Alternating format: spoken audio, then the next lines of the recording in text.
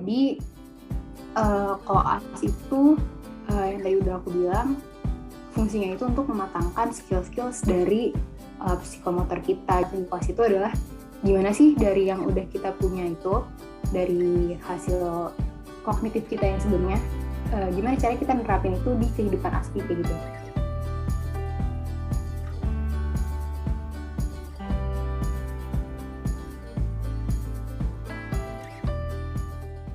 Perkenalkan, nama aku Filza Intanizkia, biasanya dipanggil Filza.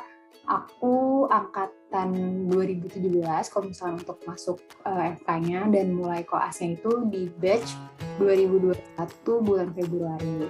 Terus saat ini aku menjabat jadi Ketua Koordinator Muda FK 4. Dan udah sih itu aja. Salam kenal semuanya.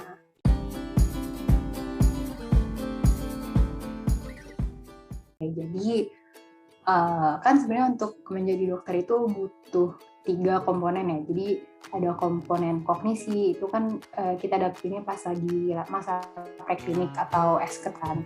Terus habis itu ada psikomotor. Nah, psikomotor itu sebenarnya udah dipelajarin pas lagi esket, seperti kayak di skills lab, kayak misalkan anamnesis atau enggak skills buat menjahit dan lain-lain. Nah, tapi itu kan masih berhadapannya dengan manekin itu kan ya. Nah, koas ini adalah untuk mematangkan kembali hal-hal yang sudah dipelajari di esket, tapi langsung ke pasien atau manusia asli kayak gitu. Kemudian yang aspek yang ketiga ini kan behavior atau attitude, dan itu kan kita pelajarinnya emang sepanjang masa ya, dari sepanjang kita belajar sampai bahkan kita jadi dokter pun kita masih belajar itu. Nah, jadi koas itu yang tadi udah aku bilang, fungsinya itu untuk mematangkan skill-skills dari psikomotor kita. Jadi misalkan tadinya kita udah belajar suturing pada manekin, sekarang udah belajar suturing pada orang asli. Dan lebih ke, jadi kalau misalkan dulu, kalau misalkan pas lagi preklinik itu kan kita harusnya belajarnya basic science ya, kebanyakan basic science, dan mungkin udah belajar patologi dan penyakit-penyakit kayak gitu. Tapi kalau misalkan pas lagi koas itu adalah gimana sih dari yang udah kita punya itu, dari hasil kognitif kita yang sebelumnya, gimana cara kita nerapin itu di kehidupan asli kayak gitu. Jadi misalkan kalau sekarang kan misalkan kalian aku udah nggak ngikutin lagi sih, kalau misalkan 2020 kan sistem belajar udah beda ya sama yang sebelumnya. Jadi misalkan kalian belajar nih iritan kontak dermatitis kayak gitu, udah belajar kan ya. Nah, kan kalau misalnya lagi tutorial estet itu kan kalian belajar kan lapisan kulit tuh apa aja sih kayak gitu kan ya. Habis itu mekanisme terjadinya gatal tuh kayak gimana sih kayak gitu kan. Terus kayak sifat-sifat penyakitnya kayak gimana, misalnya kalau iritan kontak dermatitis itu faktor risikonya misalkan terkena deterjen kayak gitu. Nah, kalau sekarang pas lagi koas itu daya pikir kalian itu diubah, jadi bukan kayak tutorial tapi lebih ke pendekatan secara klinis kayak gitu. Jadi misalkan dikasihnya tuh, kalau misalkan dulu pas lagi tutorial kita udah tahu nih, oh ini kasusnya kasus iritan kontak dermatitis. Kalau sekarang tuh dikasih tanya kayak, oh ya ada ruam di telapak tangan kayak gitu. Nah, jadi dari situ kalian nge-build up sama sih kayak di tutorial kan kalian kayak bikin problemnya apa nih, ya kan? Habis itu nanti di list hipotesis dari DDX-nya atau differential diagnosis-nya. Nah, itu. Jadi dari situ kalian build up nih kayak, oh berarti orang ini dari ruam yang di telapak tangan itu kayak apa sih yang bisa bikin penyakit itu apa aja di list gitu. Terus habis itu gimana pendekatan kita supaya kita tuh tahu oh ini orang tuh sakit apa ya kayak gitu. Jadi misalkan langsung ditanya abis kena deterjen bukan atau gimana. Jadi kalian tanya pertanyaan-pertanyaan spesifik di mana kalian bisa mencoret hipotesis itu atau menegakkan diagnosis itu kayak gitu. Jadi kalian belajar lebih penerapannya langsung ke pasien dan gimana caranya solusinya kalian bisa mengobati pasien sembuh kayak gitu. Itu koas.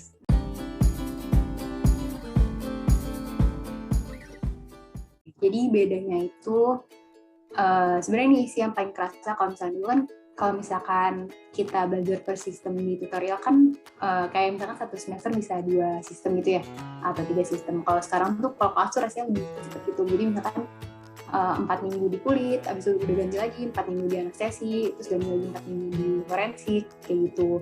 Jadi bedanya kalau misalkan secara durasi waktu ujiannya jadi makin banyak, karena kan kalau misalkan dulu kan cuma ada UTS dan UAS ya. Kalau misalkan pas lagi di SK kontes sekarang jadi setiap ganti fase ujian, ganti fase ujian kayak gitu.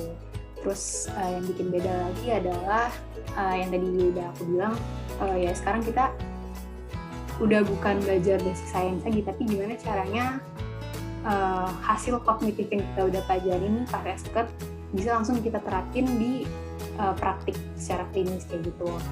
Jadi udah bukan waktunya lagi buat kayak mengulik-ngulik lagi basic science atau clinical science, tapi gimana caranya kita udah bisa build up diagnosis di kepala kita kayak gitu. Terus yang bikin beda lagi apa ya? Ini sebenarnya aku belum pernah offline ya, jadi mungkin aku belum terlalu tahu juga banyak tentang gimana, tapi yang beda lagi kalau misalkan kelas itu jadi setiap hari, dan udah gitu nanti di beberapa stase kan akan ada jaga malam. Jadi misalkan paginya udah sampai sore udah kuliah kan koas biasa, habis benar malamnya lagi ada jaga lagi. Jadi secara fisik jauh lebih capek sih daripada pas lagi masa prekening itu. Terus dan juga di sini tanggung jawabnya kalau menurut aku juga udah lebih besar, karena kita udah ketemu langsung dengan pasien. Jadi nggak bisa nih kalau misalkan pas lagi tutorial kan bisa kayak masih udah searching dulu gitu kan. Kalau misalnya ini kalian ketemu pasien, misalnya kalian di jalan dia ngeluh nih, aduh dok gatul nih punggung saya, terus kayak pikirnya sambil ngegoogle kayak apa ya DDX dari punggung gatul kayak gitu, nggak mungkin kan, karena kan kalian dianggapnya udah sebagai dokter gitu pas lagi koas. Jadi menurut aku rasa tanggung jawabnya itu lebih besar sih, karena nggak bisa sembarangan bertindak dan berpihak, karena udah ada pihak eksternal yang bukan dosen kita, bukan guru kita, jadi kayak kita harus udah bisa profesional di situ kayak gitu.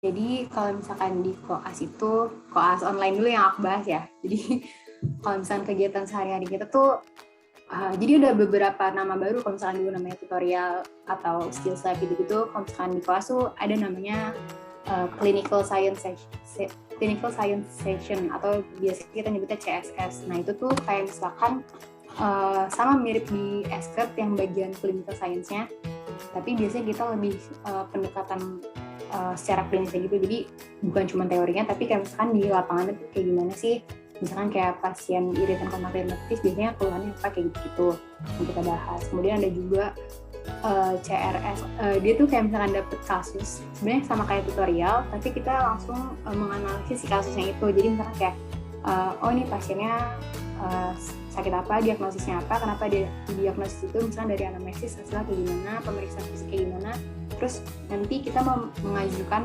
pemeriksaan tunjangannya itu apa, misalkan kayak kita mau X-ray kah atau lab kah kayak gitu. Habis nanti juga kita harus sudah kasih tahu ke pasiennya pengobatannya apa dan juga terapi yang farmakonya apa kayak gitu.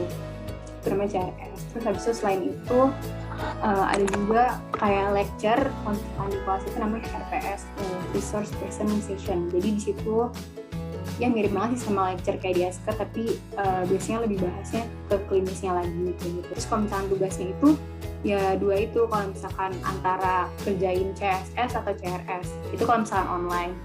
Terus selain itu bisa juga disuruh kayak bikin namanya referat tuh kayak misalkan kayak bikin karya tulis gitulah, tapi versi lebih mudahnya gitu. Kayak misalkan kita disuruh bikin referat mengenai pengobatan diabetes gitu. Jadi ntar di satu paper itu kita cuma bahas tentang gimana sih penanganannya itu, terus pakai guide yang apa gitu.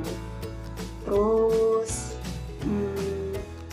kalau misalkan udah masuk ke offline ya, tugasnya setahu aku makin banyak, apalagi di beberapa stase khusus, misalkan kayak di IKM, ilmu kesehatan masyarakat itu, kalau nggak salah dia tuh tugasnya banyak karena harus follow up pasien ke rumahnya dan lain-lain. Jadi kayak itu lumayan cukup berat gitu tugasnya. Terus selain itu kalau untuk ujiannya, kalau misalnya di kelas itu ujiannya nggak pasti sama di semua stase. Jadi kayak ada stase yang menganut pilihan ganda aja, ada stase yang menganut kayak harus ujian lisan kayak gitu. Jadi kayak kalau misalnya untuk yang pilihan ganda aja itu biasanya mirip-mirip sama MD gitu ujiannya. Terus kalau misalkan untuk yang lisan, ini mirip kayak kita tuh cosplay jadi dokter dan nanti dokternya justru yang jadi pasien kayak gitu. Bayang nggak sih? Kayak misalkan nanti kita langsung nyapa nih kayak selamat pagi dokter, kenalkan nama saya Filza yang bertugas di klinik hari ini, terus sampai akhir sampai ke bagian tata laksananya. Jadi kita kasih tahu nih kayak iya Pak, jadi untuk menghindari iritan koronal dermatitis harus mencegah ya Pak untuk tiring langsung pakai tangan gitu, bisa pakai sarung tangan ala itu. Terus nanti biasanya udah selesai itu ditanya juga sama dokternya. Biasanya sebenarnya bikin susah kelas gitu sih. Kadang-kadang suka ditanya sama dokternya yang misalkan ujiannya udah selesai nih buat kayak gitu. Tapi ntar ditanya lagi kayak misalkan kenapa kamu diagnosisnya iritan kontak dermatitis? Kenapa nggak yang alergi gitu kan? Jadi kita nggak cuma harus belajar kasus itu, tapi kita harus benar-benar tahu kenapa kita pilih diagnosisnya itu, kita menegakkan diagnosis itu. Jadi kita harus tahu gimana cara coret DDX itu benar-benar harus tahu gitu. Nah di situ kadang-kadang juga ditanya misalkan kayak emang gimana sih kok deterjen bisa bikin tangannya jadi gatel, emang ada apa di deterjen kayak gitu. Jadi kadang-kadang tuh ada pertanyaan-pertanyaan yang unexpected gitu dan ditanyain ke koas begitu. Terus selain itu biasanya sih ujiannya oral-oral biasa kalau misalkan, atau enggak kayak soalnya. Jadi kayak ujiannya intinya ya mirip-mirip kayak kalau misalkan lagi skills lab anamnesis, tapi dilakuinnya tuh semuanya gitu sampai akhir, sampai ke pelaksanaan. Bahkan kadang-kadang kita sampai harus juga kayak prognosisnya tuh apa sih kayak gitu. Untuk ujian sih rata-rata kayak gitu kalau misalkan di online ya. Sedangkan kalau di offline itu aku belum terlalu tahu, tapi kemungkinannya sama sih, cuman ini di pasien yang asli gitu, bener-bener sampai PMV-nya juga asli gitu. Kayak gitu.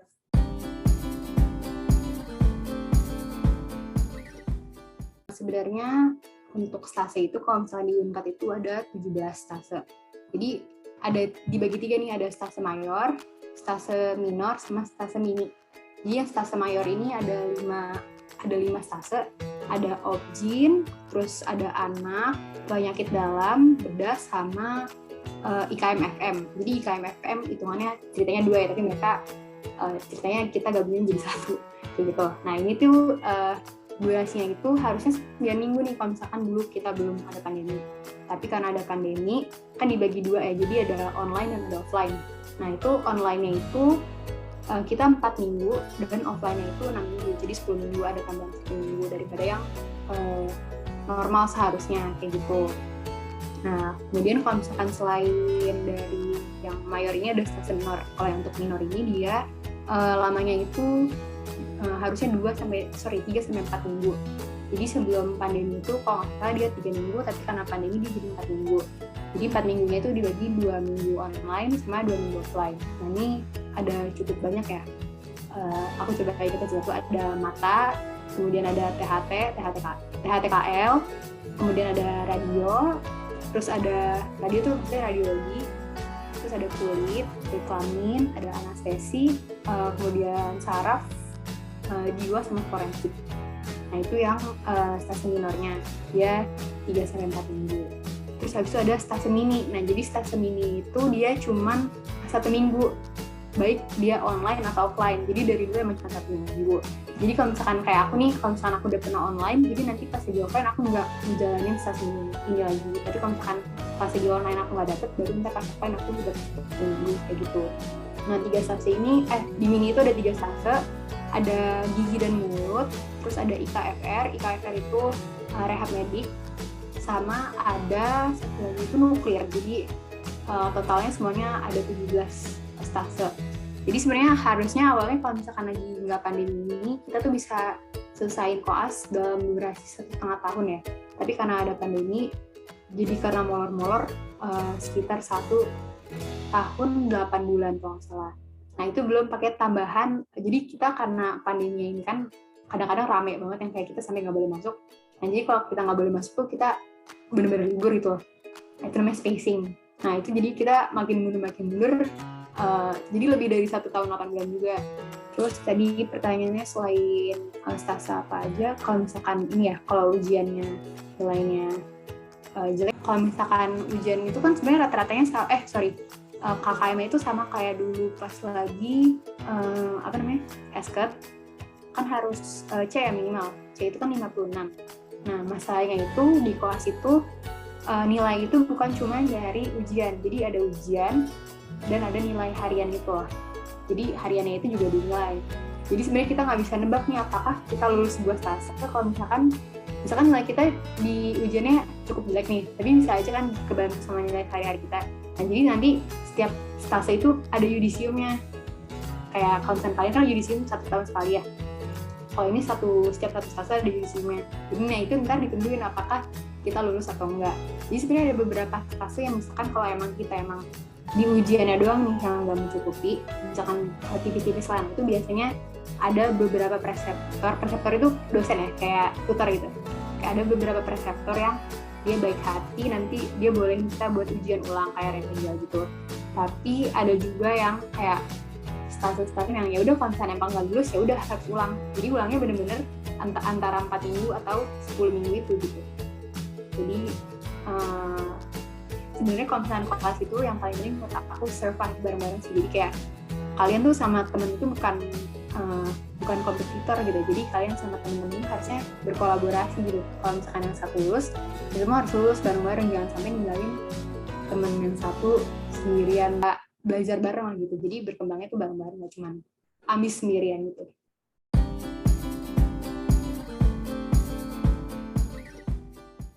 Oke. Ini aku coba kasih saran menurut pendapat aku dulu ya. Menurut aku waktu dulu aku zaman-zaman tutorial, basic science aku tuh nggak terlalu kuat gitu. Jadi karena udah langsung pas masuk itu langsung belajar klinisnya, kayak maksudnya aku pas di tahun 1 tuh aku langsung belajar pankreatitis. Jadi kayak buat nantinya ngelanjutin gimana sih pola pikir kita buat nentuin suatu diagnosis itu, jadi harus lumayan ngulang lagi basic science-nya gitu biar lebih matang. Karena kadang-kadang kayak hal sesepele, kenapa sih kok bisa terjadi inflamasi kayak gitu tuh, itu tuh penting banget buat kita tahu gimana prosesnya, biar kita tuh tahu kayak obat apa sih yang harus bisa dikasih kalau misalnya ada orang inflamasi gitu. Kayak apakah misalkan kalau di kulit apakah dia harus dikasihnya yang topikal aja yang oles, atau apakah kita harus ngasihnya yang sistemik yang lewat oral kayak gitu. Jadi kayak kalau kalian masih bisa sempet ini buat belajar basic science yang baik gitu, nah itu tetap pelajarin aja. Jadi apalagi kalau kayak kardio gitu itu kan sebenarnya susah ya kalau misalnya kalian nggak tahu basicnya. Kayak tiba-tiba kalian belajar aritmia, kayak aritmia tuh kenapa bisa kejadian aritmia, itu kan kadang-kadang kayak karena menurut aku dulu ya, kalau misalnya aku karena dulu cuman ujiannya SOKA doang kayak sama MDE ya, jadi ya gitu doang, kayak aku nggak terlalu paham kenapa bisa terjadi kayak gitu. Dan jadi menurut aku buat temen-temen kalau misalnya emang masih bisa belajar yang rajin tentang basic science itu pelajari dengan baik. Terus itu karena kalau misalnya kalian udah paham nih mekanisme dalam tubuh kita, kalau misalnya kalian diuji apapun, kalau misalnya penyakit apa kalian jadi bisa ngolah itu di otak kalian langsung gitu. Jadi nggak harus belajar dengan susah-susah di penyakit karena kalian udah ngerti basic science-nya itu kayak gimana. Itu menurut aku ya secara pribadi. Tapi kalau misalkan saran aku sebagai general aja nih, kalau misalkan biar kalian nggak shock di koas, gini, di koas itu konsulen tuh ya dokter itu berharapnya tuh banyak gitu. Kalian tuh dianggap itu udah pinter gitu kan. Jadi setiap kalian ditanya sama dokter tuh, kalian walaupun belum terlalu tahu banget nih, ya jawab aja gitu. Jangan sampai kalian nggak ngejawab pertanyaan dokter gitu. Karena kalau misalkan di koas itu kalau misalkan nggak dijawab tuh kayak mereka tuh udah nggak, kalau misalkan dulu pas SK tuh mereka lebih memberikan mercy mereka ke kita gitu. Kalau misalkan pas udah koas tuh kayak ekspektasinya mungkin lebih tinggi ya. Jadi kalau misalkan nggak bisa jawab atau diem aja tuh malah dimarahin gitu. Jadi mendingan kalian jawab walaupun belum tentu bener, tapi nggak diem aja kayak gitu. Terus selain itu biar nggak culture shock lagi, kalian harus bisa gini, kalau misalkan lagi esket itu kita cenderung belajar sendiri kan, nah itu masih bisa. Kayak misalkan walaupun tutorial pun kita masih bisa belajar sendiri kayak gitu. Tapi kalau misalnya kita di kelas nih, kalian tuh sangat bergantung antara satu dan lainnya gitu, apalagi sama teman-teman yang dalam satu kelompok kecil kalian. Jadi kalau di kelas itu ada satu kelompok kecil yang nanti kalian masuk satu bareng-bareng terus sama kelompok kecil itu kayak gitu. Jadi misalkan kayak misalnya aku punya jaga malam nih hari Selasa, sedangkan tiba-tiba aku demam nih di hari Selasa.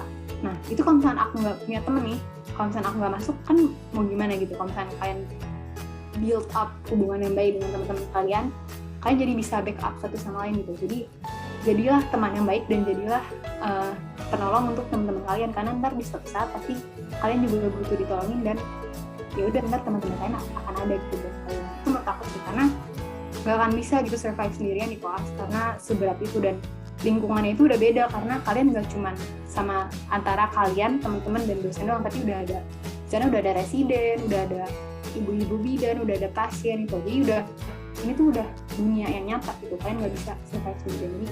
Jadi benar-benar harus bersama-sama dengan sesama kalian biar kalian bisa survive sendiri. Nah kalian tuh harus mandiri dan berinisiatif banget pas koas, karena sebenarnya gini, misalkan kayak jadi kan nanti ada ya namanya standar kompetensi dokter Indonesia kan, SKDI, kalian udah pada tahu kan ya. Jadi kan di situ ada list kayak skill-skill apa sih yang harus dikuasain sama dokter umum. Misalkan harus bisa pasang infus gitu misalkan ya. Nah kan kalau misalnya pas lagi di rumah sakit itu sebenarnya kayak dokter tuh nggak peduli kamu udah pernah pasang apa belum gitu. Jadi kayak kamu yang harus aktif buat mencari kayak mana ya pasien yang bisa aku pasang infusnya, jadi kamu harus berani buat minta gitu. Jadi kayak misalkan pas lagi kamu mau pasang lagi ada residen nih, kalau residen kan udah biasa pasang infus, jadi kalian harus berani kayak dok boleh nggak punten saya yang pasang infusnya karena saya belum pernah coba gitu. Jadi kayak jangan sampai gini, kalau misalkan kalian punya, misalkan ada logbook ya yang harus diisi, karena kalian cuma pengen lulus tas itu doang, kamu checklist semua padahal kamu nggak pernah ngelakuin gitu. Jadi kalian harus bener-bener inisiatif untuk ngelakuin hal-hal yang emang kalian harus kuasai gitu. Dan sampai kalian nggak kuasain apa yang harus kalian kuasain, karena kan nanti kan pas udah praktek dokter kan kayak kalian mau minta tolong sama siapa kalau kalian sendiri nggak bisa gitu kan. Jadi harus inisiatif, berani, dan mandiri juga selain belajar pas SKP.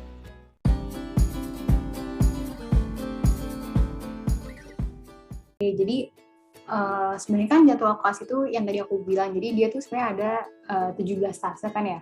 Nah nanti tuh pas kalian masuk bareng-bareng nih, kalian tuh akan masuk ke stase yang berbeda-beda. Jadi misalkan hari ini aku masuknya ke kulit, terus Elvia masuknya ke forensik, Wisnu masuknya ke anestesi gitu kan. Nah secara normal sebelum pandemi harusnya semua tuh mulai bareng dan berakhir bareng. Cuman karena ada pandemi ini, yang tadi udah aku bilang, jadi suka ada kayak misalkan stase kulit nggak bisa nih terima lebih dari 5 kelompok kecil, jadi harus direduksi jadi misalkan 3 kelompok. Nah, jadi kan 2 kelompok ini dia nggak bisa masuk kemana-mana ya. Nah, jadi mau nggak mau mereka harus libur dulu gitu di stase itu. Nah, itu yang bikin pada angkatan aku dan angkatan atas aku itu jadwalnya itu jadi berbeda-beda gitu. Jadi nggak semuanya mulai di tanggal 1 dan berakhir di tanggal 30, tapi ada yang misalkan baru bulan depannya selesai karena mereka ada liburnya dulu kayak gitu. Sedangkan kalau misalkan di batch sebenarnya sama aja ya, maksudnya misalkan aku mulai Februari atau aku pun mulai di Agustus, ya udah kita tetap harus menjalani 17 tahun itu, tapi yang ya udah pasti kalau misalnya masuknya Agustus dia lulusnya lebih belakangan ya daripada Februari kayak gitu. Tapi untuk durasi sih harusnya senormal sama, cuman karena ada pandemi ini dia jadi beda-beda gitu antara kelompok satu dan kelompok lain. Jadi sebenarnya di kelas itu biasanya dibagi jadi 8 kelompok besar. Nanti dari kelompok besar itu dia dibagi lagi jadi kelompok-kelompok kecil, dan nanti yang tadi udah aku bilang, jadi misalkan kelompok kecil aku 10 orang nih, jadi aku bersepuluh itu akan masuk ke stase-stase yang sama terus kayak gitu. Jadi kayak kelompok tutorial, tapi nanti dari awal kelas sampai akhir kelas, nah aku sama mereka terus kayak gitu. Mungkin cuma di beberapa stase yang, misalkan stase mayor yang tadi udah aku bilang yang gede-gede gitu, itu akan ada perombakan ulang, jadi akan ada bentuk kelompok baru lagi dari masing-masing kelompoknya gitu. Tapi lain-lainnya biasanya itu akan selalu bareng dari awal sampai akhir kayak gitu.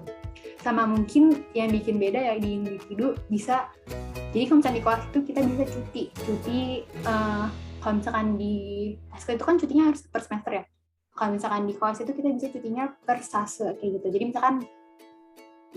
misalkan aku mau nikah nih, mau nikah di pas lagi teman-teman aku masuk ke stase saraf gitu. Nah itu kan saraf itu kan kalau normalnya itu kan 3 minggu kan. Nah jadi teman-temanku udah mulai saraf, aku cuti.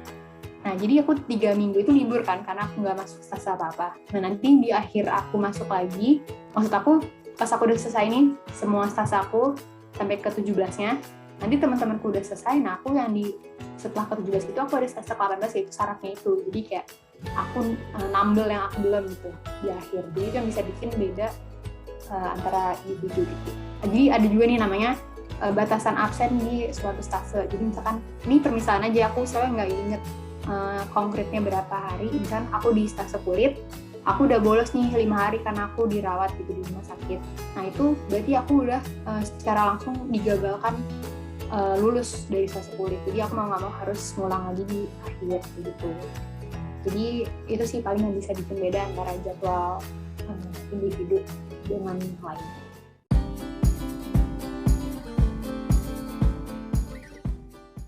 Testimoni koas online. Sejujurnya banget, menurut aku seru sih kalau jujur aku pribadi ya. Soalnya jadi banyak belajar ulang itu kognitif yang sebenarnya harusnya udah dipelajari di SKET. Harusnya misalkan kita belajar 100% nih. Nah, kalau misalkan lagi sarjana tuh entah kenapa, karena misalkan tutorialnya paling cuma berapa sih, 14 kasus gitu ya. Nah, karena cuma segitu, kan kita biasanya berpatokannya belajar itu doang kan. Jadi kasus-kasus yang di luar itu kita nggak belajar gitu, walaupun misalkan ada di miniature gitu. Nah, jadi tuh aku merasanya dari yang harusnya 100% nih, ilmu aku yang aku dapat pas lagi sarjana tuh cuma 50% gitu, atau nggak 50-70% lah. Jadi 30% itu nggak tahu di mana gitu kan.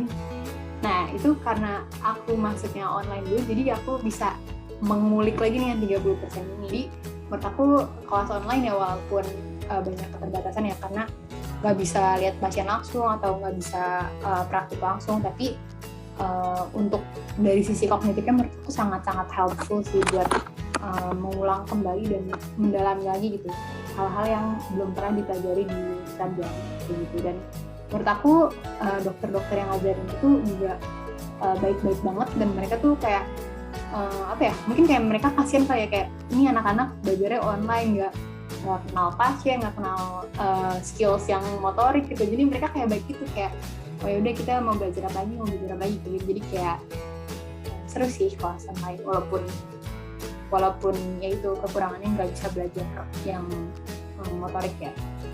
Sama yang enaknya juga secara fisik gak terlalu capek, karena sebenarnya capek belajar dan capek ngerjain tugas karena setiap hari juga kan. Tapi kayak misalkan kalian capek, kalian bisa misalkan istirahat dari jam 12 sampai jam 1 nih, nah kalian bisa tidur gitu. Kan kalau misalkan di offline nggak mungkin bisa tidur kan. Jadi kayak ya walaupun sulit tapi masih dapat dinikmati kok kawasan lain. Jadi testimoni aku, menurut aku oke lah untuk kawasan lain, asalkan jangan kelamaan online. Jadi kalau bisa online-nya kayak angkatan aku lah. Jadi kalau angkatan aku nih, karena kita udah dari awal online, jadi minggu-minggu ini udah terakhir banget jalanin si 17 stase itu. Jadi abis ini aku masuk offline karena udah nggak ada lagi yang di online gitu kan.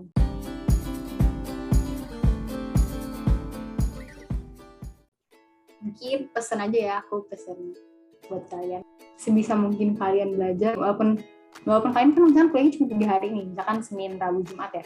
Nah, di hari Selasa dan Kamisnya itu, kalau bisa tuh jangan disia-siain buat nggak belajar gitu. Sebenarnya aku bukan orang yang ambis juga, aku orangnya sesantai itu. Kayak waktu dulu aku juga kayak, ya udah kalau misalkan aku nggak ada kegiatan di hari Selasa, ya udah aku organisasi lah, terus malamnya futsal. Jadi kayak aku nggak pernah belajar yang nyicil gitu kalau misalkan lagi libur. Nah, sedangkan setelah aku masuk nih ke koas dan aku sadar kayak oh ternyata basic science dan ilmu tentang penyakit kita tuh kayak minim banget. Jadi kayak kalau bisa walaupun di hari-hari libur kalian tetap sempetin aja buat bacalah sedikit. Misalkan pas di respi ini kalian walaupun dapet langsung kasus A, B, C, D, E, kalau misalkan kalian bisa baca guide tuh tentang saluran napas. Jadi saluran napas dari udara masuk hidung sampai masuk ke paru-paru kayak gimana. Nah itu kalian baca aja, jadi kalian at least udah, walaupun gak diajarin nih, kalian udah tahu gitu kayak oh gimana sih mekanisme napas yang benar itu. Jadi kalau misalkan sakit apa, kalian tuh bisa menganalisis kayak gitu. Karena sebenarnya kalau misalnya dijalanin dan udah lewat kayak waktu itu sedikit ya, terus kayak banyak ternyata yang belum dipelajarin gitu, dan sayang banget kalau misalkan waktu yang sebenarnya dulu luang tapi nggak dimanfaatin dengan baik. Kalian tetap harus belajar nyicil gitu, walaupun di lain itu kalau misalnya kalian bisa cari sebanyak-banyaknya pengalaman di luar akademik juga cari aja, karena pas lagi kelas itu sibuk gitu.